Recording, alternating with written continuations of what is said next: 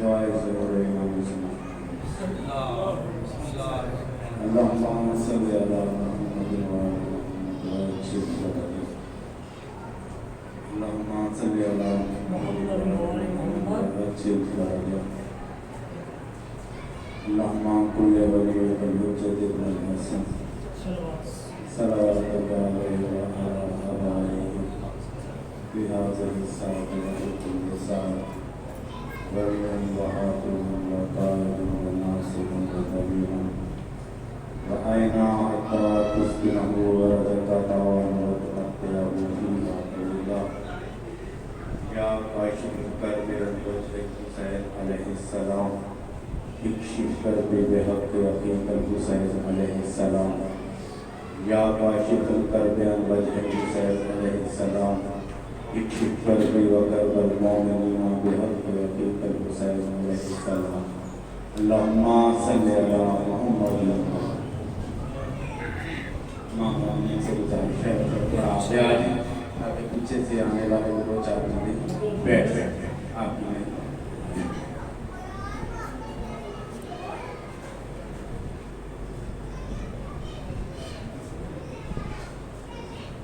اعوذ باللہ السمیع العلیم من الشیطان الرجیم بسم اللہ الرحمن الرحیم الحمد للہ الذی نور قلوبنا بلقاء الحسین علیہ السلام وأخيه وجده وأبيه وأمه وبنيه وشيته ومواليه وأجرائنا بالبكاء في أدائه ومصيبته وجعل هذين المحبتين وسيلة لنا وإلى قربته وتحصيل رحمته ثم الصلاة والسلام على أشرف الأنبياء والمرسلين وخاتم النبيين بالقاسم محمد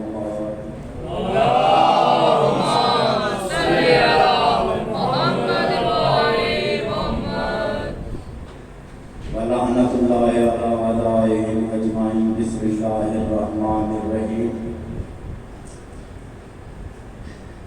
مانون سے اپنے حیات مانون سے حنات بکر منہا ومسلحا من تعالی من اللہ علی کل شاہد قدر صلی اللہ علیہ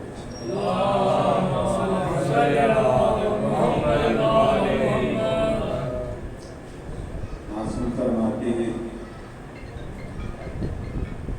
جب تم اپنے دل میں ہمارے فضائل سن کر کوئی خوشی محسوس کرو تو ہم سے کچھ مانگ لو اور دنیا میں تو بہت سے غم ہیں لیکن وہ انسان کو کمزور کرتے صرف آل محمد کا غم ہے جو انسان کو توانا بھی کرتا ہے اور جوان بے شک سبحان اللہ میں نے آپ کے سامنے سورہ بقرہ سے ایک آیت میں تلاوت کا شرط حاصل کیا ہے ارشاد رب العزت ہو رہا ہے کہ جب ہم کسی آیت کو منسوخ کرتے ہیں یا اٹھا لیتے ہیں تو اس کی جگہ یا تو اس سے بہتر آیت لے کر آتے ہیں یا اس کی مسخ کیا تمہیں پتہ نہیں ہے کہ اللہ تعالیٰ ہر چیز پر قادر و قدیر ہے دیکھیں قرآن پاک کو اگر آپ غور و فکر کے ساتھ تدبر کے ساتھ پڑھیں گے تو آپ کو پتہ چلے گا کہ قرآن پاک میں دو خاندان ایسے ہیں جن کا خصوصی تذکرہ ہوا ہے ایک آل محمد کا تذکرہ ہوا ایک عیسیٰ اور مریم کا تذکرہ ہوا جب عیسیٰ اور مریم کا تذکرہ ہوا تو بڑے عجیب انداز سے کہا ہوما یا غلام توام مریم اور عیسیٰ خان کا اور پھر فرمایا وکانا یا غلام توام مریم اور عیسیٰ خان کا اچھا میری سمجھ میں تو یہ تعارف بالکل نہیں آیا آپ کی سمجھ میں آیا ہو کہہ نہیں سکتے دیکھیے کہ صاحب ایک اسٹیج سیکرٹری ہے وہ یہ اعلان کرے کہ اب ہم ایسے مولانا صاحب کو بلا رہے ہیں جو کھانا کھانا کمال ہے یہ کیا تعریف ہے یا تو وہ اعلان کرتے کہ ہم ایسے مولانا صاحب کو بلا رہے ہیں جو پھل کھاتے ہیں بندے کے موز پہ پھل ہوگا کھاتے ہیں یہ کیا تعارف ہوا کہ کھانا کھاتے ہیں؟ ویسے کہ آپ لوگوں نے مجبور کیا ہوا ہے کہ مولوی جو ہوتا ہے ہر چیز کھا لیتا ہے، نہ حلال دیکھتا ہے، تو بہرحال جو چیز نظر آتی ہے ہر چیز کھایا جاتا ہے۔ اور یہ کیا تعارف ہے کہ مریم اور عیسیٰ کھانا کھاتے ہیں؟ میرے اللہ یہ کیا تعارف ہے؟ کہا دیکھو میں نے سادہ سے الفاظ میں ایک بہت بڑا مسئلہ حل کر دیا۔ وہ مسئلہ کیا ہے؟ کہا تمہیں نہیں پتا کہ جب عیسیٰ اور مریم کے لوگ معجزات دیکھیں گے اور معجزات جب دیکھیں گے تو معجزات سے متاثر ہو کر انہیں اپنا خدا کہیں گے، اور جب وہ لوگ انہیں اپنا خدا کہیں تو تم کہہ دینا وہ خدا کیسے ہو سکتے ہیں، وہ تو کھانا کھاتے ہیں۔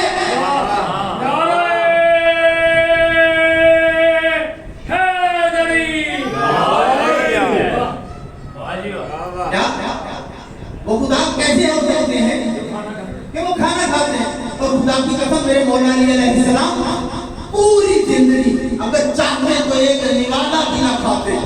یہ جو کی روٹی کھا کر صرف ہم جیسے بے علموں کو سمجھایا کہ کہیں اپنی جاہلیت کی بنا پہ مجھے خدا نہ کہنا شروع کر دینا، میں خدا نہیں بلکہ خدا کو پہچانوانے کے لیے آیا ہوں، اسی لیے دیکھ لو میں بھی کھانا کھاتا ہوں۔ تو ادھر تعارف ہو رہا ہے کہ یہ کھانا کھاتے ہیں، اور جب آگے محمد کا تعارف ہوا تو کیا کہا؟ وَيُطْعِمُونَ الطَّعَامَ عَلَىٰ حُبِّهِ مِسْكِينًا وَيَتِيمًا وَأَسِيرًا۔ یہ کھانا کھاتے نہیں ہے، کھانا کھلاتے ہیں۔ اور کھانا کھانے میں اور کھانا کھلانے میں ایک بڑا واضح فرق ہے۔ جو کھانا کھاتا ہے وہ کھانا کھا کے شکر ادا کرتا ہے کہ یا اللہ تیرے شکر ہے مجھے کھانے جیسی نعمت عطا، تو کھانا کھانے والے کو اس خدا کا شکر ادا کرنا پڑے گا، لیکن جنہوں نے کھانا کھلایا ان کے لیے خدا کو کہنا پڑا وَقَانَ زَيَّنُ مَشْكُورًا، اے کھانا کھلانے والوں میں اللہ تمہارا شکر گزار ہوں۔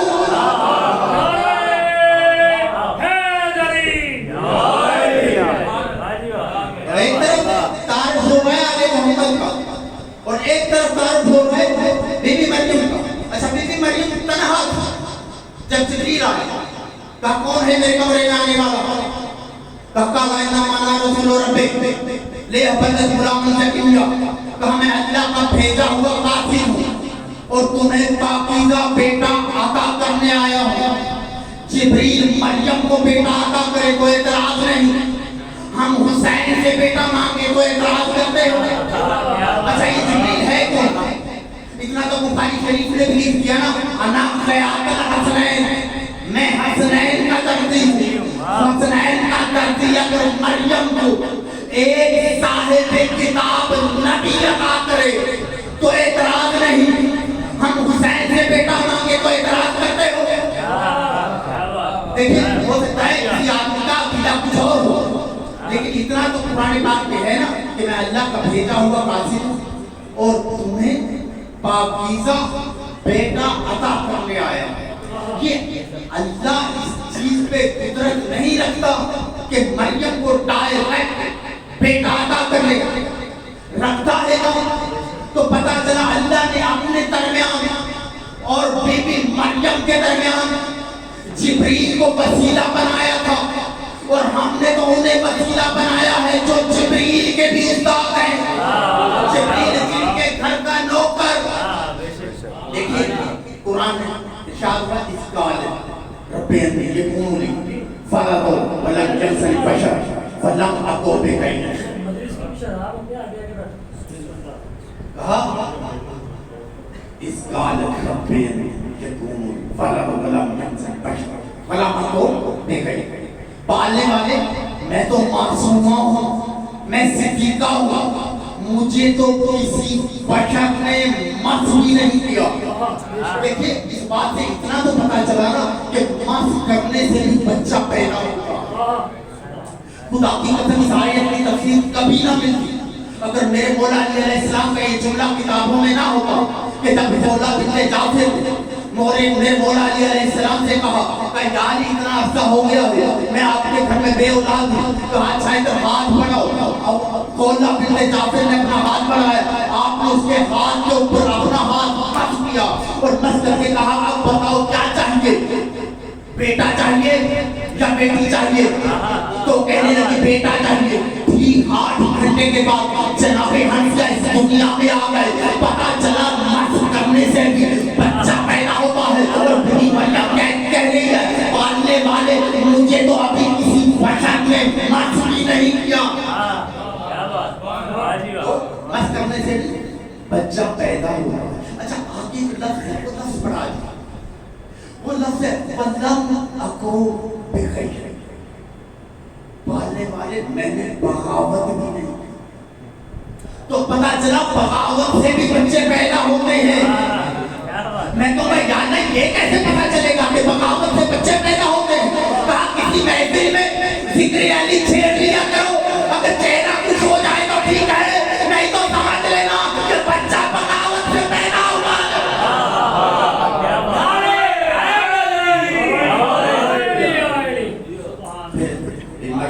کالا کتالے کالا رکھو والا ہے نا ورنہ جل ہو گیا کہ نفس ہے، ایسا ہی ہوگا، کیونکہ ہم نے عیسیٰ کو انسانوں کے لیے آیت قرار دیا۔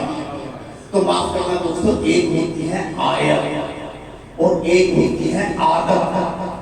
آگ کا جلانا یہ عادت ہے، لیکن یہی آگ ابراہیم کے لیے گلزار بن جائے تو یہ عادت نہیں ہے، آیت ہے۔ پانی کی عادت ہے ڈبونا، لیکن یہی پانی موسیٰ کو راستہ دے دے تو عادت نہیں ہے، آیت ہے۔ چاند کا کام ہے اپنے راستوں میں سفر کرنا، لیکن یہی چاند میرے رسول کی انگلی کے اشارے سے تو ٹکڑے ہو جائے تو یہ عادت نہیں ہے، آیت ہے۔ سورج کی عادت ہے مشرق سے نکلنا مغرب میں ڈوب جانا، لیکن یہی سورج میرے مولا علی کی انگلی کے اشارے سے تو یہی سورج میرے مولا علی کی انگلی کے اشارے سے مغرب سے طلوع ہو تو یہ عادت نہیں ہے، یہ آیت ہے۔ تمہاری عورتیں سنگھار کرتی ہے، سنگھار کا سامان بازار سے آتا ہے، یہ عادت ہے، لیکن بطول کے لیے سنگھار کا سامان عرش سے آئے تو یہ عادت نہیں ہے، آیت ہے۔ تمہارے بچے گھر میں پیدا ہوتے ہیں، یہ عادت ہے، لیکن علی کی ماں کے لیے دیوار کعبہ شک ہو کر جگا دے تو یہ عادت نہیں ہے، یہ آیت ہے۔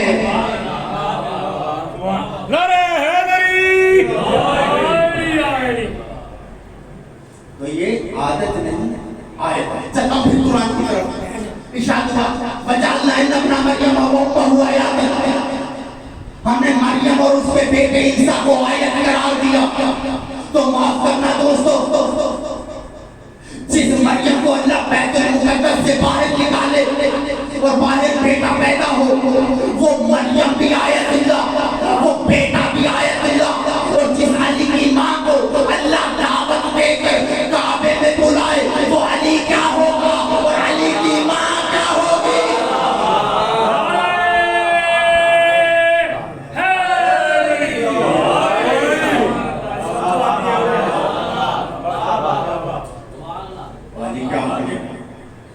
علی کی ماں، اچھا یہ مریم کا کام تھا۔ پھر سورہ بقرہ میں کیا وَمَنْ عَزَلَ مِمَّنْ ذُكِرَ بِآيَاتِ ثُمَّ أَعْرَضَ عَنْهَا إِنَّا مِنَ الْمُجْرِمِينَ مُنْتَقِمُونَ۔ کائنات میں سب سے بڑا ظالم ہے وہ جس نے میری آیت کی مخالفت کی۔ اس طرح ہم مجرمین سے انتقام لیتے ہیں۔ تفسیر قومی، تفسیر صاف، جب اسی آیت کی تفسیر میں میرے مولا امام جعفر صادق علیہ السلام سے پوچھا گیا،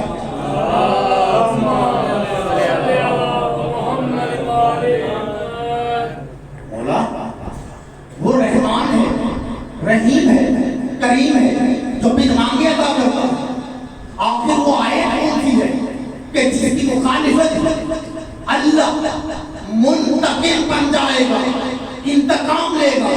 آپ نے فرمایا وہ آیت ہماری دادی زہرا ہے۔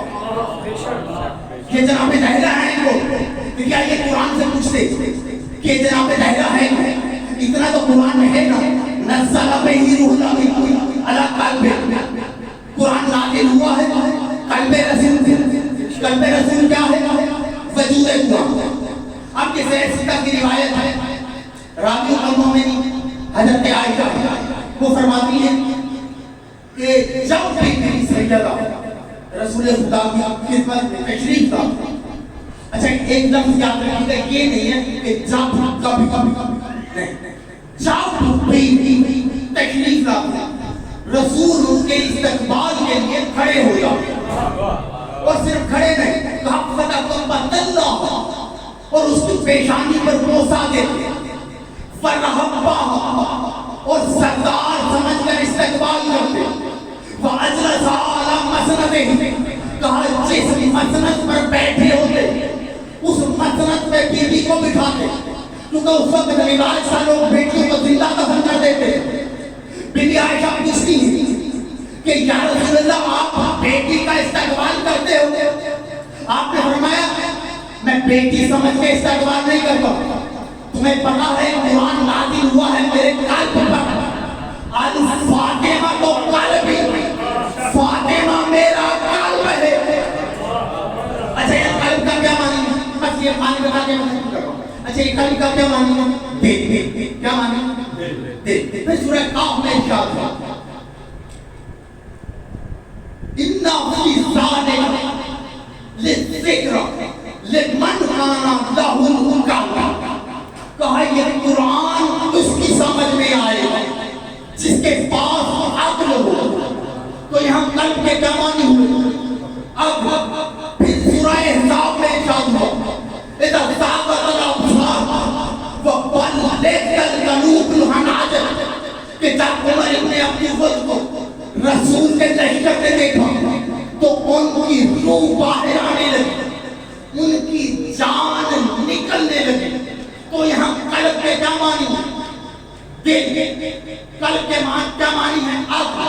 قلب کے کیا معنی ہے؟ جان۔ قلب کے کیا معنی ہے؟ روح۔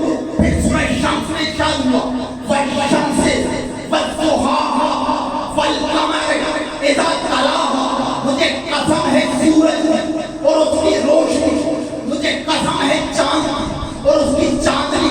اب صحابہ کرام نے پوچھا یا رسول اللہ یہ سورج سے کیا مراد ہے، یہ چاند سے کیا مراد ہے؟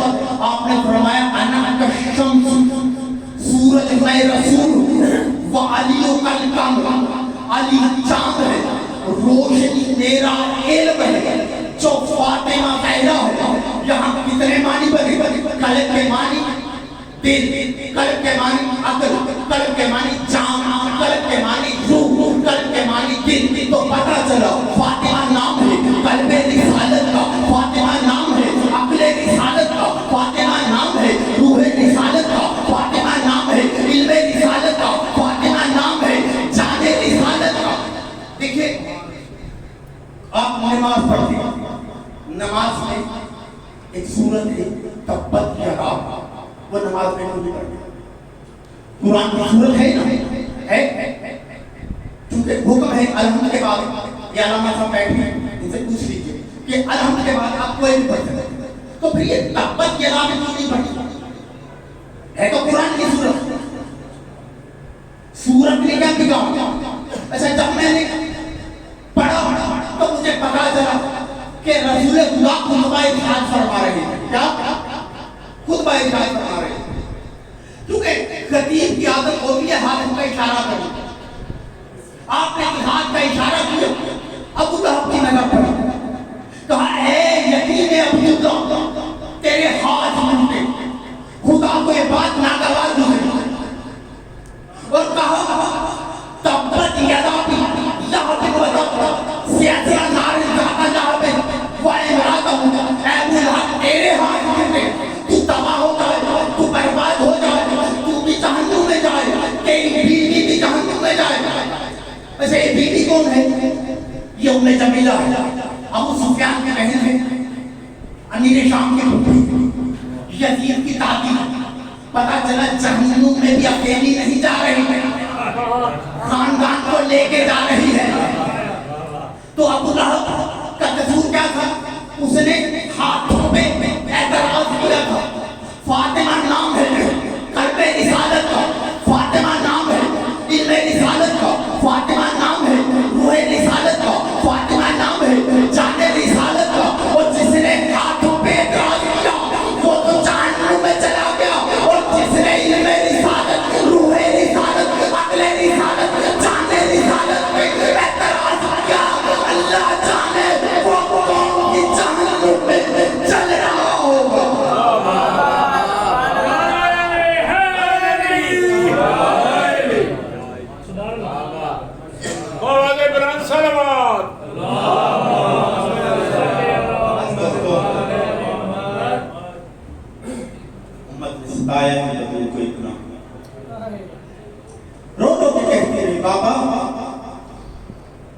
جانے کے بعد مجھ پہ مصیبتوں کے پہاڑ ٹوٹ گئے. اگر دنوں میں پڑھتے وہ راتوں میں تبدیل ہو جاتے. اگر پہاڑوں پہ پڑھتے تو پہاڑ روح کے گانوں کی طرح اڑ جاتے. رو رو کے کہتی ہے بابا آپ کے جانے کے بعد میرے معمولات میں 3 تبدیلیاں آئی ہیں. جب آپ موجود تھے اس وقت میرے سر کے سارے بال سیاہ تھے, لیکن آپ کے جانے کے بعد میرے سر کے سارے بال سفید ہو گئے. کہا بابا جب آپ موجود تھے میں تسبیح دائیں ہاتھ سے پڑھتی تھی, لیکن آپ کے جانے کے بعد اب تسبیح بائیں ہاتھ سے پڑھ رہی ہوں. کہا بابا جب آپ اس دنیا میں موجود تھے تو اس وقت میری پسلیاں سلامت تھی, اب میری پسلیاں ٹوٹ گئی. اجر قرآن اللہ والا تمہیں کوئی کام نہ دکھائے سوائے کہ میں حسین کے کوئی سخت روایت نہیں پڑھوں گا, بس ایک جملہ مسائل پر. کہتے ہیں تھوڑے سے دن گزرتے گئے کہ ایک دن ایسا آیا کہ بی بی سیدہ ایک وقت میں کئی کاموں میں مصروف تھی. حسن اور حسین کو نہلایا, بی بی زینب کے بالوں میں کنگھی کی, اپنے ٹوٹے ہوئے ہاتھ سے 2 کرتے سیے, وہ کرتے بی بی زینب کے سپرد کیے اور سپرد کر کے کہا دیکھو بیٹا زینب میرے جانے کے بعد اس گھر میں ایک بیٹے کی آمد ہوگی جس کا نام ہوگا عباس. یہ 2 کرتے اسے دے دینا اور کہنا تم علی کے بیٹے نہیں ہو بلکہ مجھ فاطمہ زہرا کے بیٹے ہو, اور دیکھنا میرا قرض یہ ہے کہ تم حسین کا خیال رکھنا اور زینب کی چادر کا خیال رکھنا. اس کے بعد بیٹی نے اپنی بیٹی کا منہ چوما اور منہ چوم کے کہا بیٹا ایک بات یاد رکھنا, میں نے بڑی دفعہ یہ بات نوٹ کی ہے کہ جو میرا بیٹا حسین ہے نا اسے رات کو اکثر پیاس لگ جاتی ہے, وہ رات کو اٹھ کر پانی مانگتا ہے. میری بیٹی کو پانی, میرے بیٹے کو جب بھی پیاس لگے تم پانی دینا. کہتے ہیں اتنے میں علی گھر میں داخل ہوئے.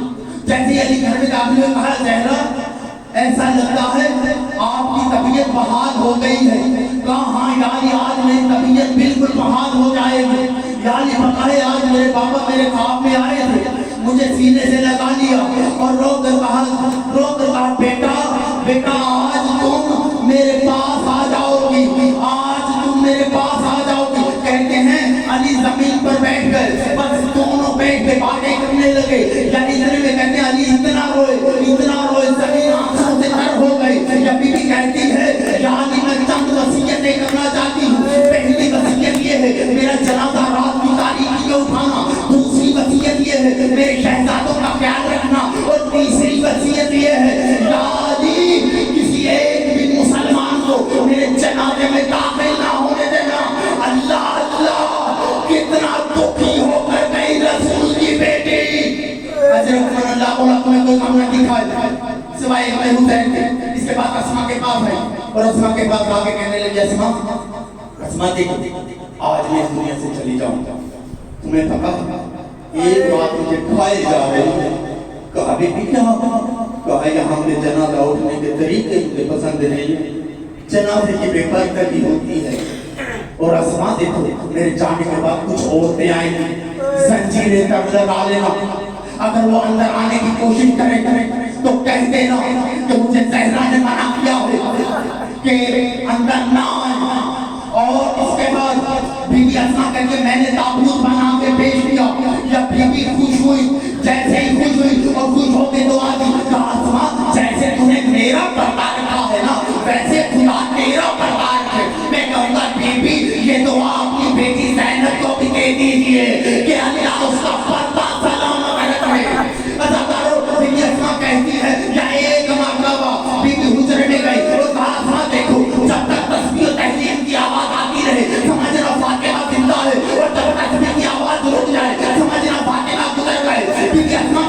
دیکھتے